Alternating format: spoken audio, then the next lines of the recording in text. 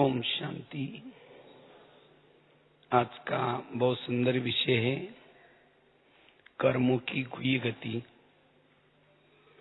क्योंकि हम सभी का लक्ष्य है कर्मातीत बनना, अशरीरी बनना, विदेही बनना, सदा सोमान में स्थित रहना। जीवन हमारा सदा सहनशीलता, नम्रता, मधुरता आदि आदि गुणों से ओतप्रोत रहे, भरपूर रहे। ये हमारा लक्ष्य है, जिसको बाबा कहते बाप समान।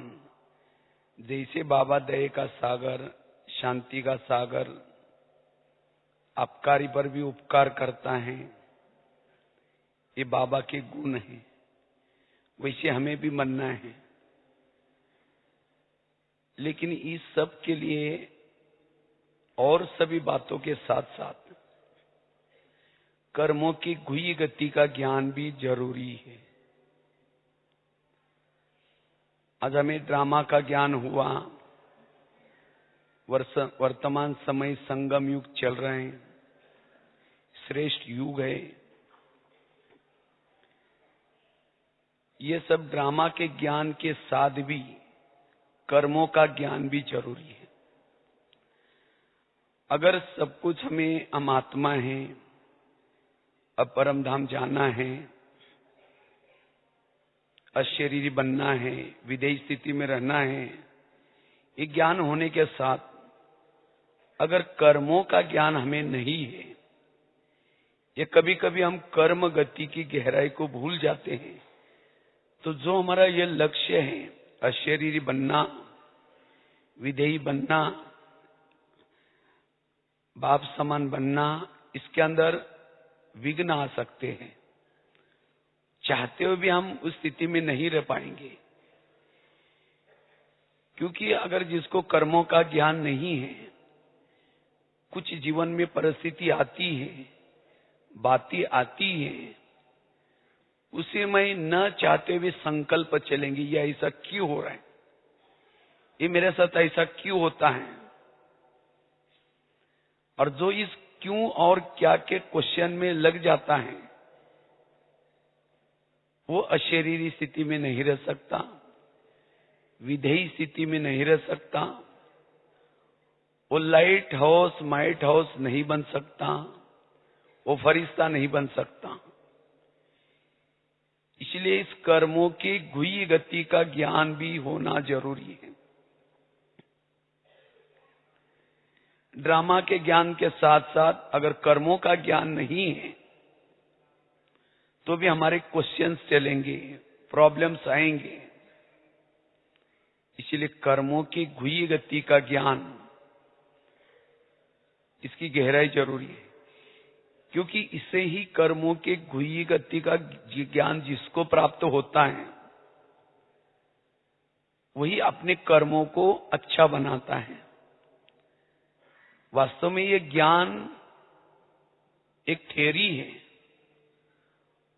और उस थ्योरी को 1 घंटे का जो ज्ञान हम सुनते हैं, तो सारा दिन उसको कर्मों में कितना लाते हैं, वो महत्व का है। अगर हमारे क्वेश्चंस है, निगेटिव विचार है, तो जो हमारे दैवी गुण होना चाहिए, जो हमारे अंदर सहन शक्ति होना चाहिए, जिस सोमान में हम टिकना चाहिए, नहीं टिक पाएंगे।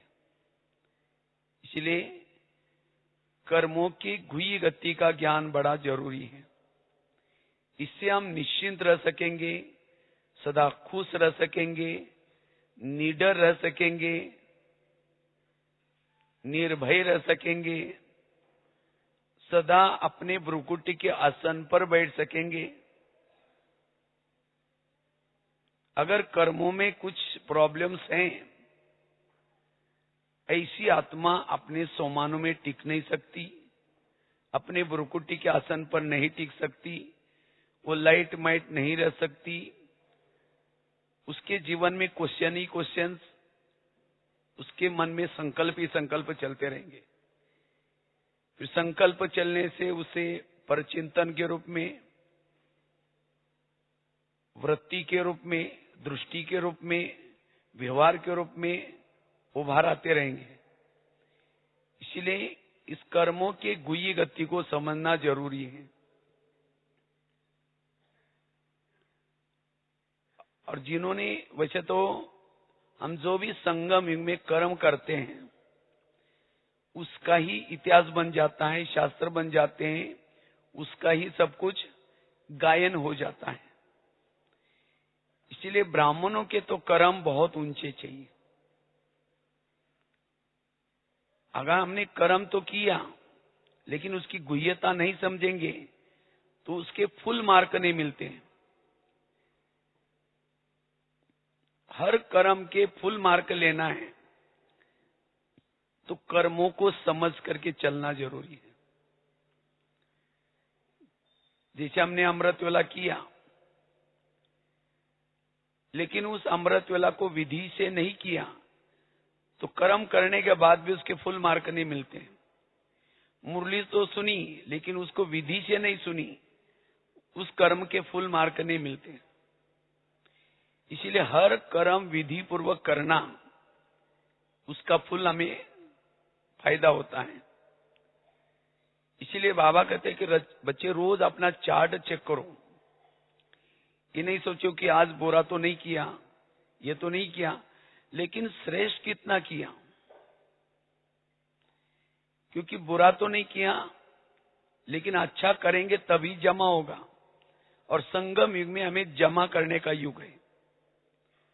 और जितना हम यहां जमा करते हैं उतना हमारा पद होता है। ये सब पूरा ऑटोमेटिकली कर्मों की मशीनरी है।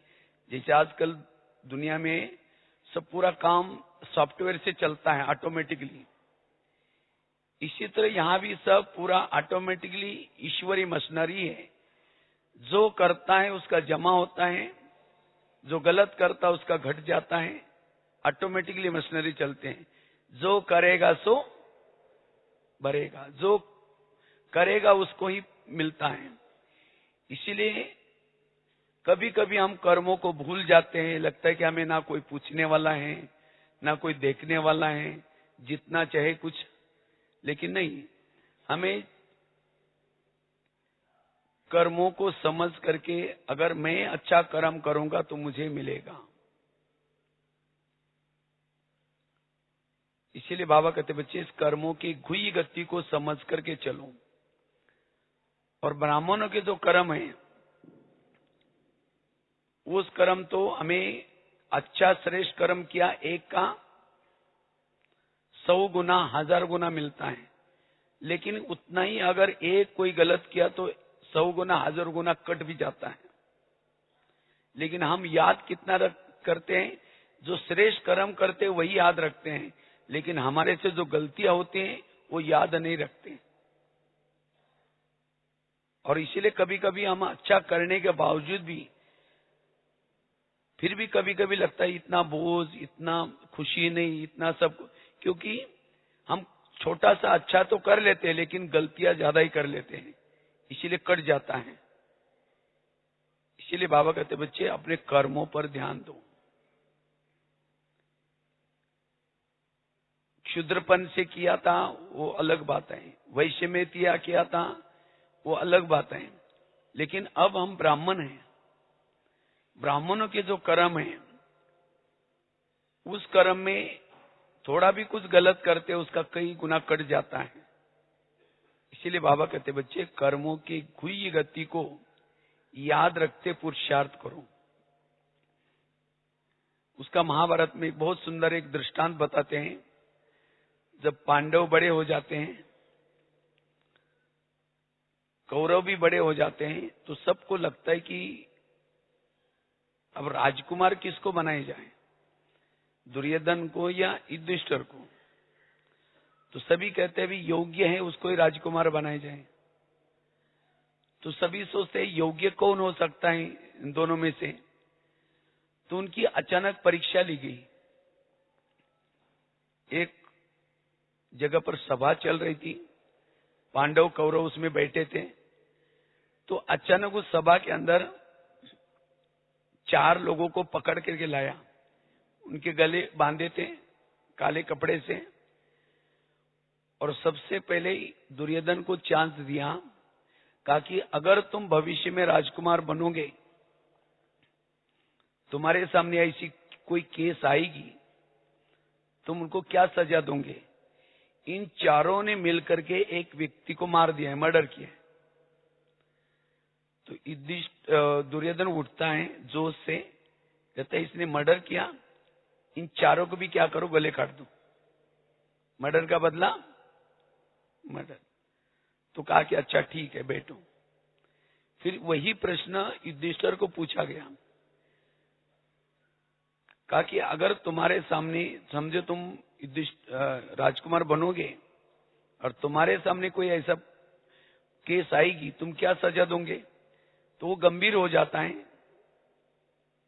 कहता है मैं इनकी जाति पूछना चाहता हूं। तो शकुनी उठ करके कहता है जाति से क्या मतलब है? तो सभी लोग कहते हैं मतलब है, तब तक पूछा होगा। कहा कि इसमें से एक शूद्र है, दूसरा वैश्य है, तीसरा क्षत्रिय है, चौथा इसमें ब्राह्मण है। कहते हैं इसमें जो क्षुद्र है उसको 2 साल की सजा दो, ये भी मर्डर करने में शामिल था। और इसमें जो वैश्य है उसको 4 साल की सजा दो, और इसमें जो क्षत्रिय है उसको 6 साल की सजा दो। और कहा कि इसमें जो ब्राह्मण है उसको क्या सजा देना है मैं नहीं कहूंगा, या आचार्य द्रोण बाजू में बैठे वो बताएंगे। ब्राह्मण है, ज्ञानी है, समझदार है, तो भी ऐसे कर्मों में वो शामिल था।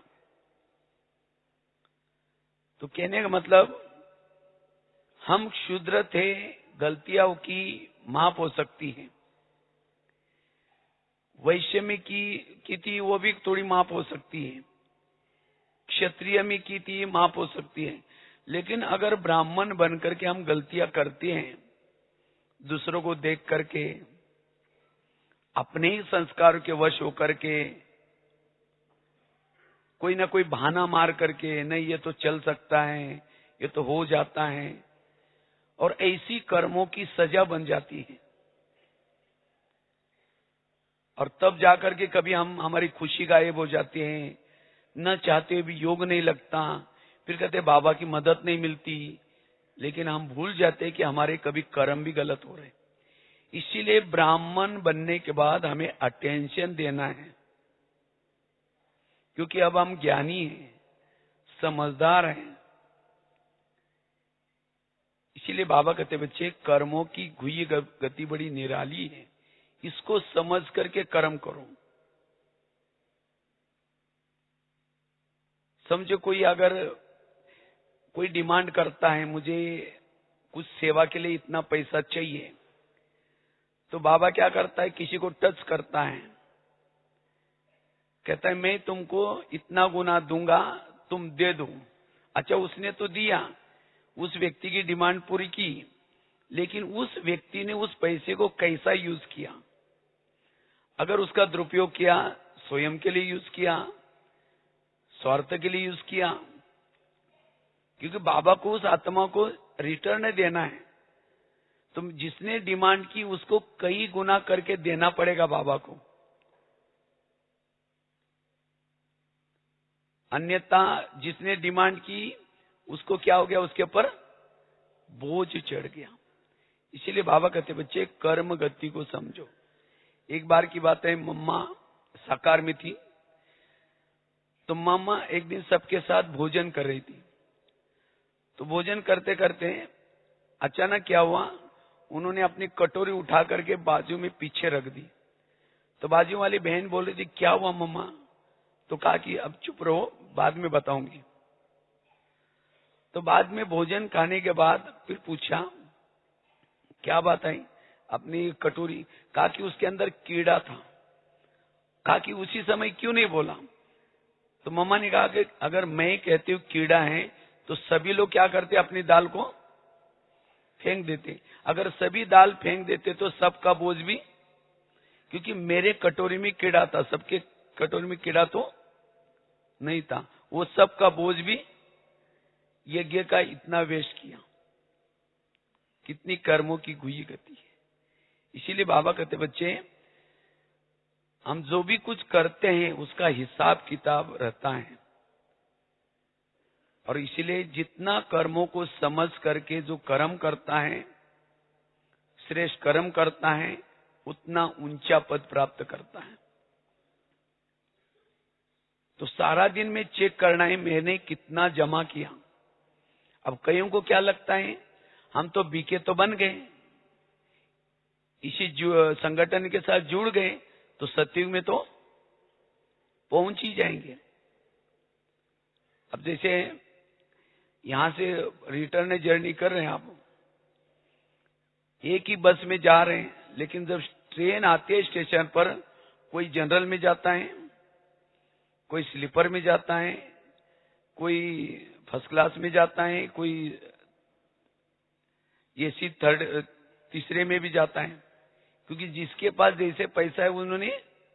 तो इसी तरह भले हम यहाँ संगठन में क्लास कर रहे हैं, लेकिन जिन्होंने जितना पुण्य जमा किया है, जिन्होंने कुछ जमा किया है, उस अनुसार कोई फर्स्ट क्लास में जाएगा, कोई जनरल में जाएगा, कईयों को लगता है कि हम यहाँ आए, संगठन में जुड़ गए तो हमें सब कुछ तो मिलेगा, लेकिन नहीं। बाबा ने इस संगम युग में हमें जमा करने के लिए ये यज्ञ रचा है।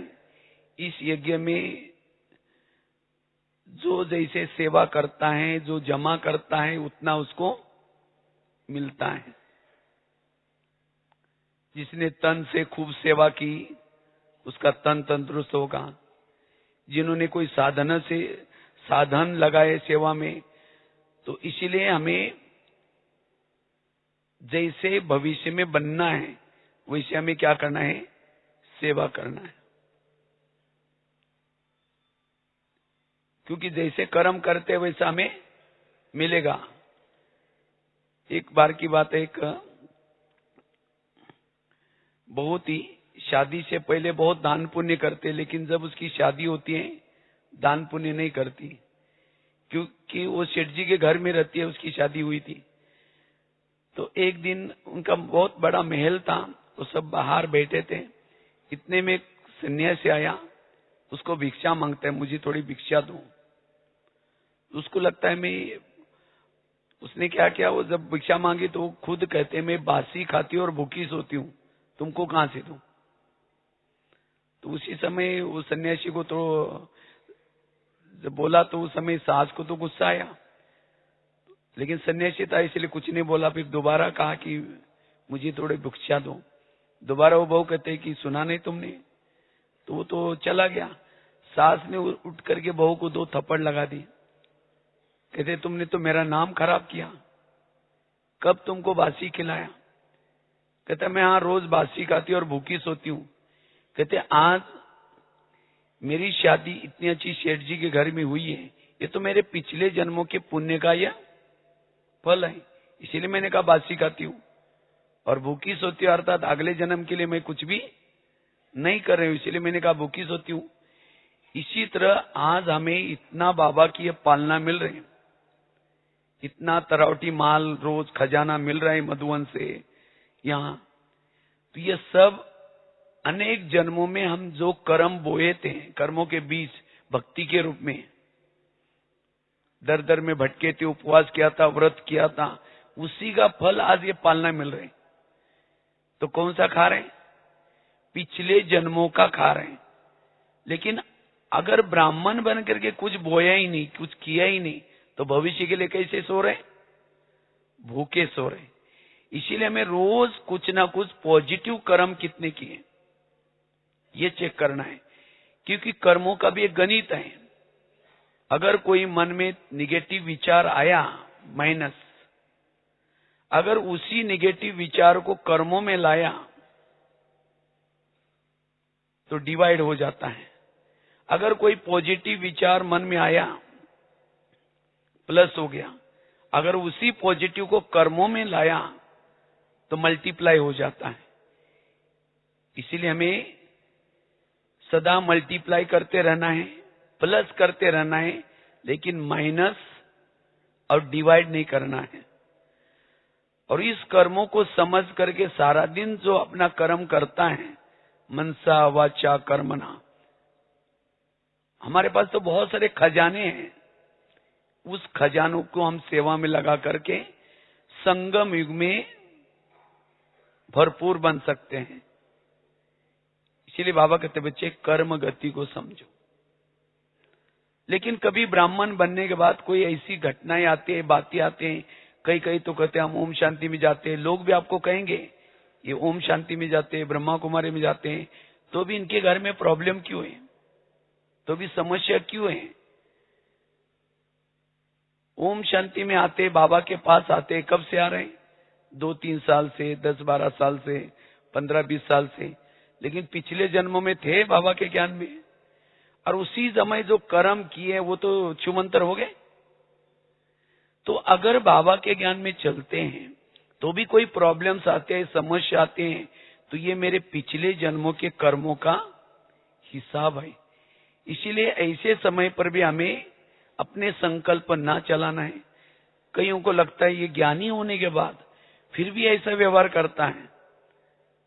ये सब हमने भी कभी पिछले जन्मों में उस व्यक्ति के साथ कभी राजा बनकर के किया होगा, कभी अपने राजाई से उसको निकाला होगा। तो इस गुई गति की बातों को न समझने से तो फिर हम क्या करते हैं, ये ऐसा क्यों होता है, ये वंडरफुल ऐसा होता है, ऐसे हमारे कई संकल्प चलते हैं। संकल्प कभी बोल के रूप में भी आते हैं, अंदर के निगेटिव के रूप में भी आते हैं, और निगेटिव रूप में आने से फिर भावनाएं बदल जाती है उन व्यक्तियों के प्रति। इसीलिए इस गुई गति के राज को जो समझेगा, ऐसे विपरीत परिस्थिति में भी उसका मन स्थिर रहेगा, वो खुश रहेगा, वो अपकारी पर भी क्या कर सकता है, उपकार करके, खुशी में रह करके, सहनशील बन करके, नम्रचित होकर के चल सकता है। नहीं तो कई कई ऐसी बातें देख करके संगठन से किनारा कर लेते हैं, कोई तो रूठ भी जाते हैं। बाबा कहते ना, मेरे कुछ अच्छे अच्छे बच्चे यहां से चले गए, अच्छे थे, गए, उन्होंने इस कर्मों की गुई गति को नहीं समझा, आपस में टकराव हो गए, चले गए। घाटा किसका हुआ? अपना ही हुआ। इसीलिए बाबा कहते बच्चे, अगर ब्राह्मण बनने के बाद भी कोई ऐसी बातें आती भी है, इस कर्म गति को समझ करके चलना है।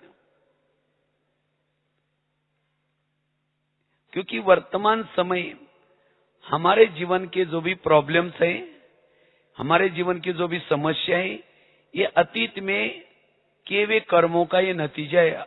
क्योंकि कभी कभी कोई फल तुरंत आता है, कोई पेड़ों को, कोई फल बहुत देरी से लगता है, लेकिन फल तो जरूर, बीज उगता जरूर है। इसीलिए हमने भी जो 63 जन्मों से जो भी कुछ कर्म रूपी बीज डाले हैं, वो वर्तमान, और ये तो हमारा लास्ट का जन्म है।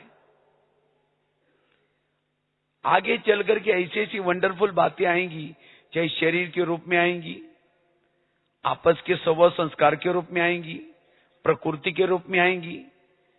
तो जिन्होंने इस कर्म की गुई गति को समझा है, ऐसे परिस्थिति में वो कैसे रहेंगे, अचल अडोल रह सकेंगे।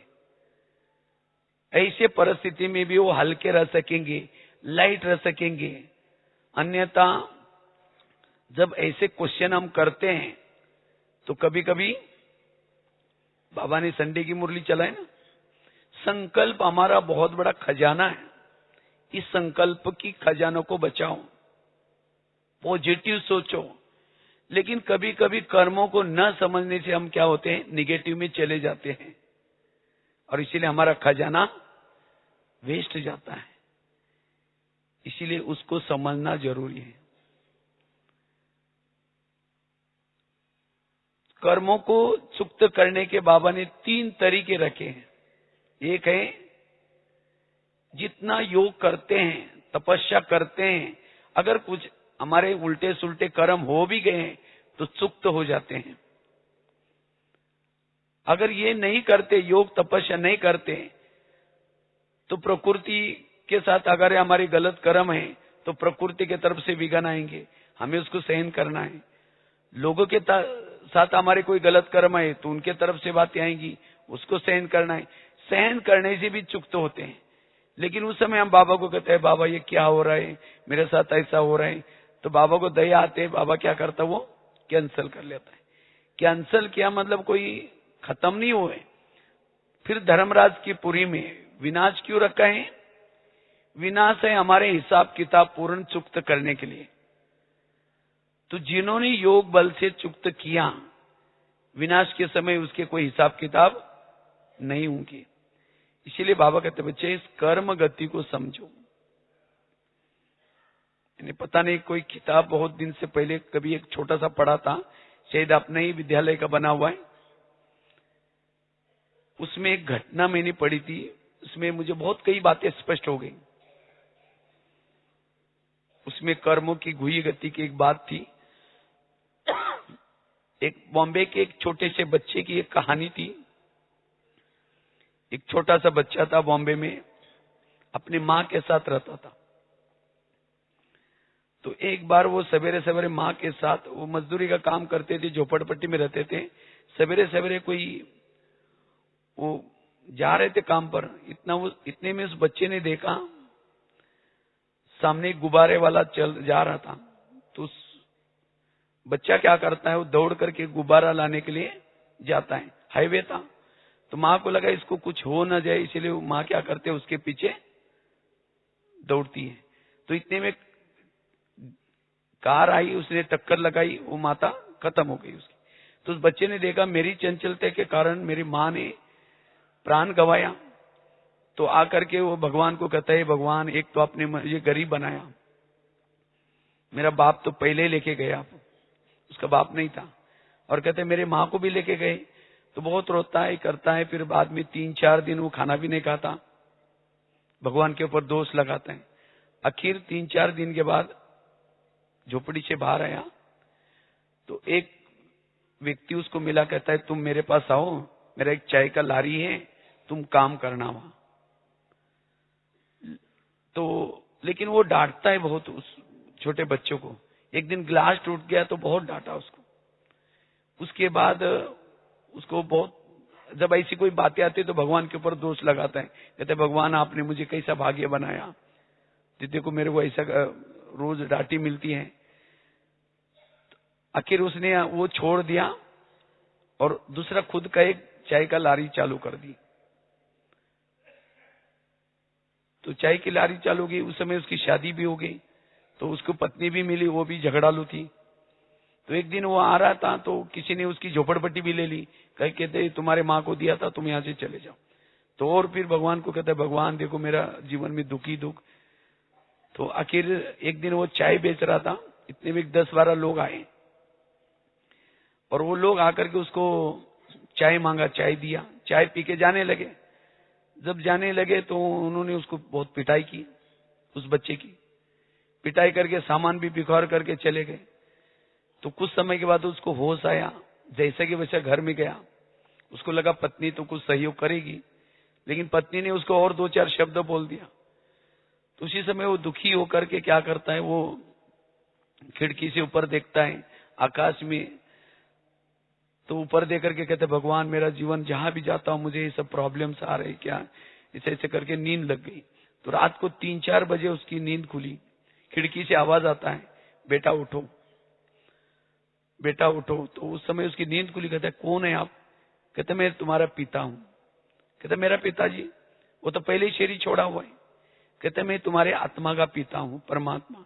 कहते भगवान मैं आपसे बात नहीं करूंगा, आपने तो मेरे को जीवन में कितना दुख दिया है, ऐसे ऐसे बोल।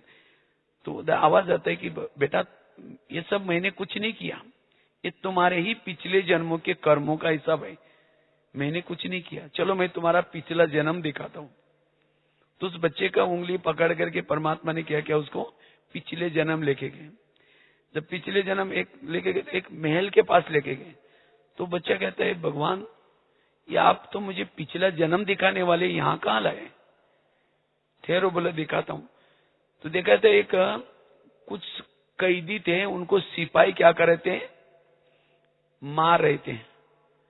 तो उसी समय वो बच्चा कहता है वो भगवान को, भगवान ये इनको क्यों मार रहे हैं? कहता है इनके राजा ने इनको क्या किया, ऑर्डर किए। कहता है राजा इनको दया भी नहीं आती? कहता हाँ राजा तो है ही ऐसा। लेकिन भगवान ने कहा ये पता ही कौन है ये लोग, जो कैदी लोग, जिनको कहा कि जिन लोगों ने तुमको रात को 12 जो मारा था, तुम्हारा सामान बिखोर दिया था, उन लोगों का पिछला जन्म है। फिर कहता है तो हाँ फिर तो मारना चाहिए, बड़े खराब थे, अभी भी मुझे दर्द हो रहा है, इतना मारा है उन्होंने। तो आगे गया तो राजा मदिरा पी रहा था और कुछ ग्लास मंगवाए थे इस बच्चे से। तो बच्चा थोड़ा लेट आया, राजा उसको इतना डांटता है, इतना डांटता है। तो बच्चा कहता है भगवान ये क्यों करता है? बोला हाँ राजा है ये ऐसा। तो भगवान ने कहा ये पता है ये बच्चा कौन है? जी चाय वाले ने तुमको डांटा था, ग्लास टूटते समय रोज डांटता था, उसका ही पिछला जन्म है। कहता अच्छा, इसलिए मुझे। फिर आगे गए तो कबीर कहता है तो बहुत डांटना चाहिए। फिर आगे गए थे, एक कोठड़ी के अंदर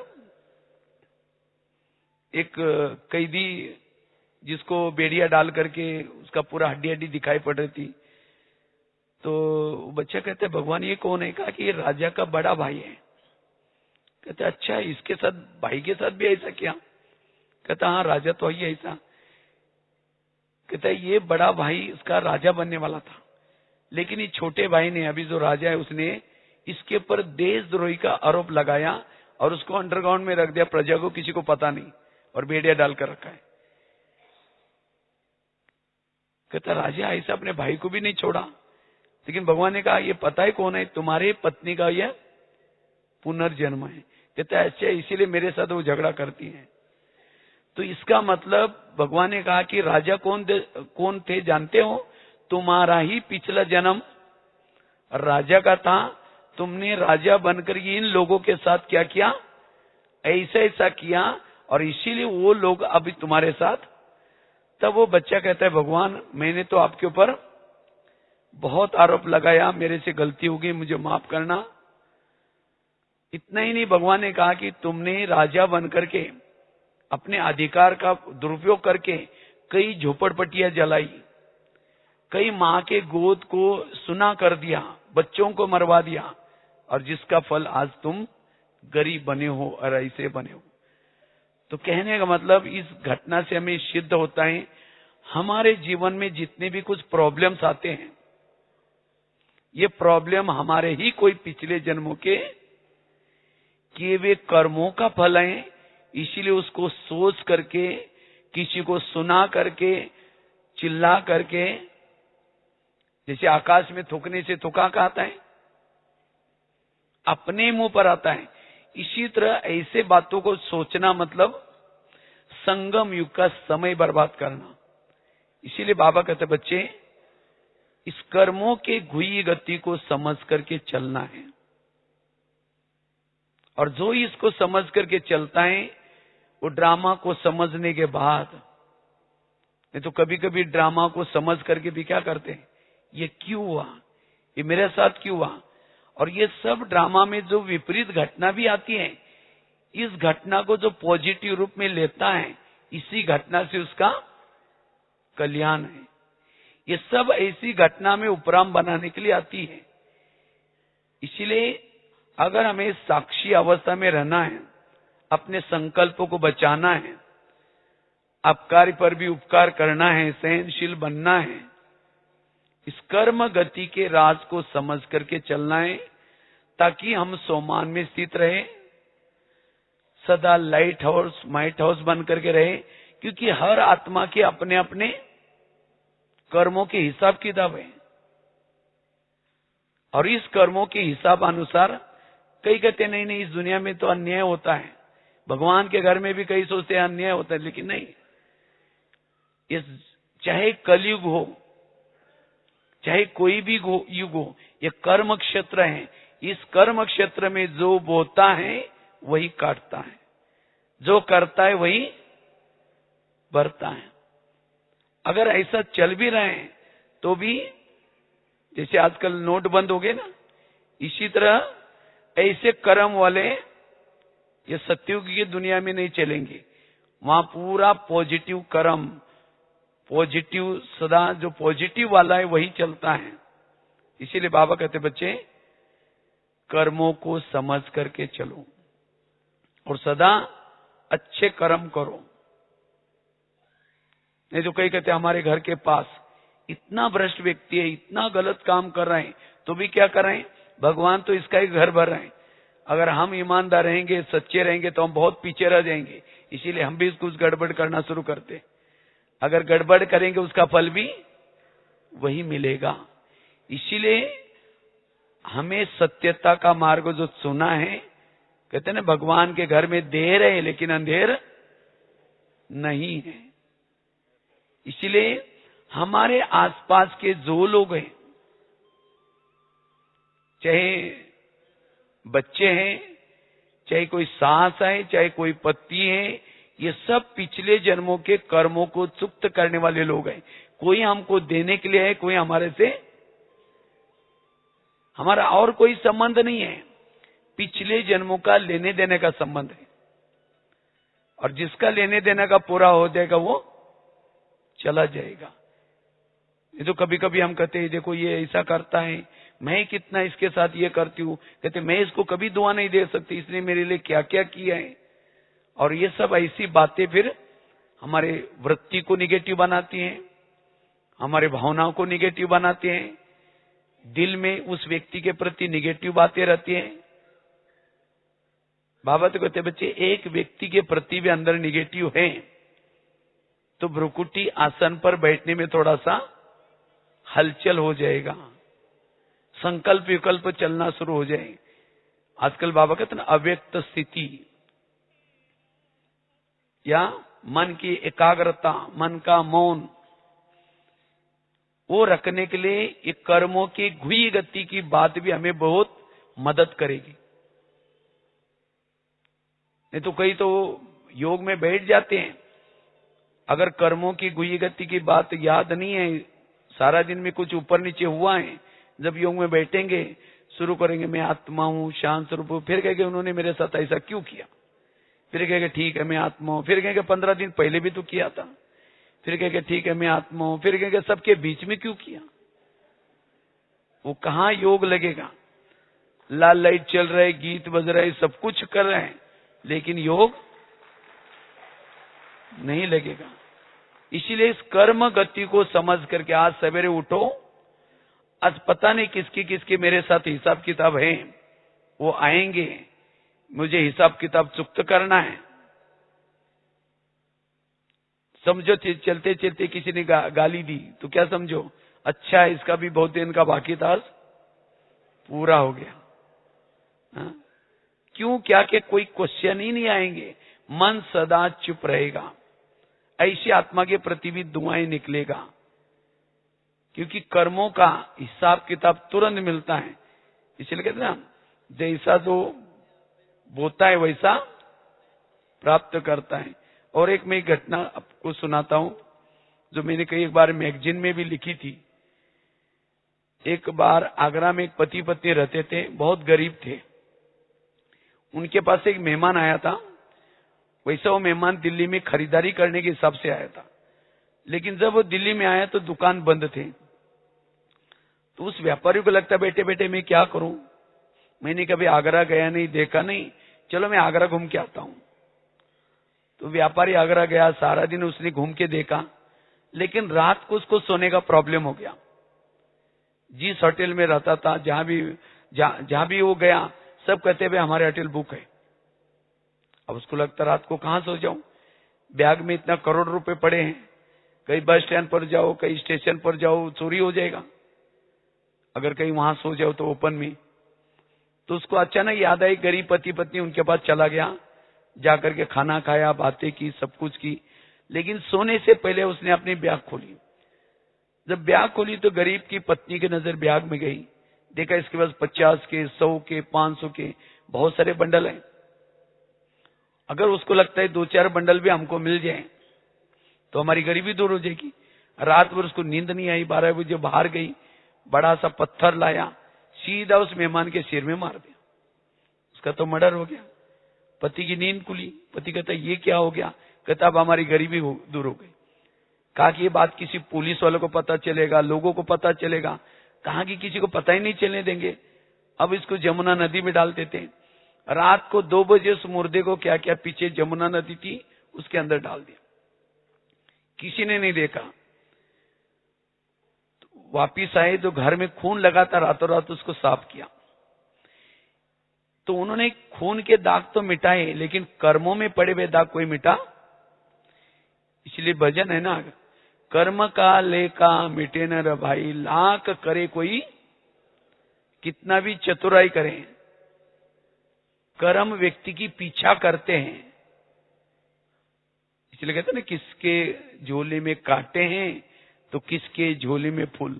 कोई कारण होगा रे, कोई बांटने वाला एक है लेकिन कारण। अब यहां भी पढ़ाने वाला एक, फिर भी नंबर 1 क्यों बने? नंबर वार कर्म। आखिरकार उन्होंने उसी पैसे से एक प्लॉट लिया, छोटा सा मकान बनाया, दुकान खोला, गहने बनाई, गाड़ी खरीद की। उनकी तो गरीबी दूर हो गई। लेकिन उनको कोई बच्चे नहीं थे, दोनों ही थे। तो कुछ साल के बाद उनको एक बच्चा हो गया और एक ही था, खिलाया पिलाया उसको बड़ा किया। बच्चा कलेक्टर बनने वाला था, लेकिन कुछ कारण से उसको टाइफाइड हो गया। तो उनको लगता है कुछ न हो जाए उसको। बड़े हॉस्पिटल में दिखाया, बहुत खर्चा हुआ। गहने बेचे, बच्चा ठीक नहीं हुआ। गाड़ी बेची तो भी ठीक नहीं हुआ। दुकान चालू किया, उसको भी बंद किया। उनको लगता है कि बच्चे को बचाना चाहे कुछ भी हो जाए। लास्ट में मकान भी बेचा। तो एक दिन वो बच्चा कहता है, पापा जी अपने को जो मिला था पैसा खत्म हो गया, मैं जा रहा हूं। बच्चा मर गया। तो बच्चा कौन था? जिसको मारा था वही अपना पैसा लेने के लिए। यह है कर्मों की हुई गति। यह है ऊपर वाले का डंडा। भले पुलिस वाले के डंडे से कोई बच सकता है, लेकिन ऊपर वाले के डंडे से कोई नहीं बच सकता। इसीलिए बाबा कहते, बच्चे अपने कर्मों को क्या बना दो? शुद्ध बना दो। तो ये क्यों सुनाया? अगर हम बीके बनने के बावजूद भी, आज कोई किसी का बच्चा शराबी है, बच्चा शराब पी के ये कर रहे हैं, तंग कर रहे हैं, और माँ बाप को ज्ञान होने के बाद ड्रामा का ज्ञान, कर्मों का ज्ञान, कहते मेरी ये समस्या है, मेरे प्रॉब्लम है, बच्चा ऐसा कर रहे हैं। ये आपके पिछले जन्मों का कोई कार्मिक हिसाब वाला व्यक्ति है। हो सकता है आपने भी, अभी मैं पहले दिल्ली में रहता था, पांडववन में। तो पांडववन के बिल्कुल सामने रोहतक रोड। तो मेरी कभी कभी किचन की भी सेवा थी और नाइट वॉचमैन की भी थी। नाइट को मतलब रात को पहरा देता था। तो वहां रात को 9 बजे ट्रक जाने के लिए वहां परमिशन रहती थी। तो वहां एक ट्रैफिक पुलिस वाला आता था। तो वो पानी पीने के लिए पांडववन में कभी आता था। तो मेरे से काफी उसकी दोस्ती हो गई। तो हम लोगों को कहता था, अरे आप लोग तो घर बार छोड़ के आए, देखो हम कितना पैसा कमाते हैं, देखो अब ये बैग खाली लाए। अब रात को जब जाऊंगा तो आपको दिखाऊंगा, पूरी सवेरे 4 बजे तक फुल भर लेके जाऊंगा। तो हमने कहते थे, सर आप जो आपको पेमेंट नहीं मिलता? कहता पेमेंट तो मिलता है, लेकिन क्या है, बच्चों को खिलाओ पिलाओ, अच्छा घरों में रखो, अच्छा तरफ उनको अच्छे कॉलेज में पढ़ाओ फीस दे करके, इसीलिए आगे का क्या भरोसा है। तो हमने रोज हमारे अच्छी चिटचाट चलती थी। हमने कहा लेकिन सर ये ठीक नहीं है।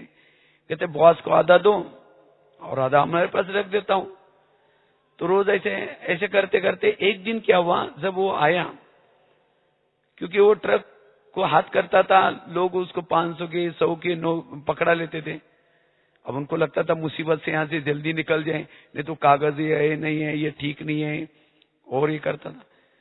तो एक दिन जब वो आया तो बड़ा नाराज उनके चेहरे पर मैं देखा। हमने कहा सर आज कुछ उदास लग रहे हैं। कहते एक घटना हो गई। हमने कहा क्या हुआ? कहा कि मेरे बच्चे ने बहुत धोखा दे दिया। हमने कहा क्या हुआ? कहा कि एक ही बच्चा था, आईटी में पढ़ता था और उसने शादी कर दी, मेरे को बिना पूछे किया, लव मैरिज किया। चलो कर लेता, लेकिन मेरा एटीएम में जितना पैसा था सब उड़ा के लेके गए। हमने कहा सर वो कमाया था कैसा? जैसा आया वैसा चला गया। इसी तरह वास्तव में जो जैसा करता है वैसा उसको, इसीलिए बाबा कहते बच्चे कर्म को अच्छा बनाओ, जिसके कर्म, और यही हमारे साथ में जाएगा, बाकी कुछ भी नहीं जाएगा। और खास तो ब्राह्मण बन करके, हमें ब्राह्मण बनने के बाद भी कई ऐसे छोटे मोटे प्रॉब्लम्स आते हैं घरों में, संबंधों में, तो इस ज्ञान की कमी होने के कारण कभी हम उसके ऊपर दोषारोपण लगाते हैं, ये ऐसा करता है, फिर उसको परचिंतन के रूप में वृत्ति खराब करते हैं, और इससे हमारा टाइम वेस्ट हो जाता है। इसीलिए फिर हम जो बीजरूप बनना चाहिए, जो शांति का अनुभव करना चाहिए, जो सोमान में टिकना चाहिए, नहीं टिक पाते। इसीलिए इस कर्मों के गुह्य गति को भी हमें क्या करना है, अच्छी तरह समझना है, और इसको कर्मों को चुप्त करने के लिए हमें एक्स्ट्रा तपस्या करनी है, साधना करनी है। साधना करना यही उसका इलाज है। किसी को सुनाने से इलाज नहीं होगा। अगर मेरे कर्म बहुत ये हैं तो साधना करो, और ऐसी बातों में भी हमें क्या करना है, हल्के बनना है, उपराम होकर के रहना है। और तब हम, क्योंकि अब समय बहुत कम है, अगर इन बातों में हमारा समय चला जाएगा तो हम पुरुषार्थ कब करेंगे। इससे हमारा मन भारी बन जाता है, बुद्धि अस्वच्छ बन जाती है। अगर बुद्धि भारी बनेगी, मन भारी बनेगा, बुद्धि अस्वच्छ बनेगी, तो फिर हम योगी कैसे बन सकेंगे। कर्मों की गुह्य गति का ज्ञान कमी के कारण कभी कभी हम कर्म योगी भी नहीं बन सकते, उस कर्मों की बातों को याद रखते हैं। आज दुनिया में इसका ज्ञान कमी है, जिसके कारण लोगों को तनाव पैदा होता है, टेंशन पैदा होता है, ये क्यों होता है, कैसे होता है। इसीलिए मेरा मन सदा चुप रहे, शांत रहे, इसीलिए कर्मों को समझना जरूरी। इसीलिए कहते हैं ना, जिसका पांव गरम, पेट नरम, दिमाग ठंडा, उस घर में कोई डॉक्टर है उसको मार दो डंडा। पांव गरम चाहिए, पेट नरम चाहिए, और दिमाग कब ठंडा रहेगा, जिसके सोच पॉजिटिव है, जिसके विचार कम चलते हैं। लेकिन अपने विचारों को कम चलाने के लिए इस कर्मों के गुह्य गति को समझना जरूरी है। मेरे आसपास के जो लोग हैं, कोई सास के रूप में, कोई पति के रूप में, ये मेरे ही पिछले जन्मों का कार्मिक अकाउंट को चुकते करने वाला व्यक्ति है। इसीलिए उसकी कोई गलती नहीं, मेरा हिसाब किताब है। अपने मन को समझाओ, हे मन, ये मेरी हिसाब किताब है, तुम चुप रहो, तुम्हें सोचने की कोई जरूरत नहीं, तुम उसके जिम्मेवार नहीं हो। लेकिन मन कहता है ये क्यों करता है मेरे साथ, ये ऐसा क्यों करता है। मन ने क्यों क्या करके देहाभिमान में लाया। इसीलिए बाबा कहते बच्चे, इस कर्मों को समझ करके संगम युग में अब हमें श्रीमत रूपी बीज ही बोने हैं। मनमत वाला, परमत वाला बीज नहीं बोना, क्योंकि इतना दिन कड़वे बीज बो करके जिसके परिणाम देख लिया। अगर संगम युग में हम कड़वे बीज बोएंगे तो और ही हमारे जीवन में प्रॉब्लम्स आएंगे। इसीलिए बाबा कहते बच्चे, हमारे कर्म श्रेष्ठ तब बनते हैं जितना हम श्रीमत प्रमाण चलते हैं। इसीलिए हमें अपने कर्मों को महान बनाना है, अपने मन को चुप रखना है, और सदा लाइट हाउस माइट हाउस होकर के सदा खुश रहना है, सहनशील बनना है, अपकारी पर भी क्या करना है, उपकार करते हुए चलना है। ओम शांति।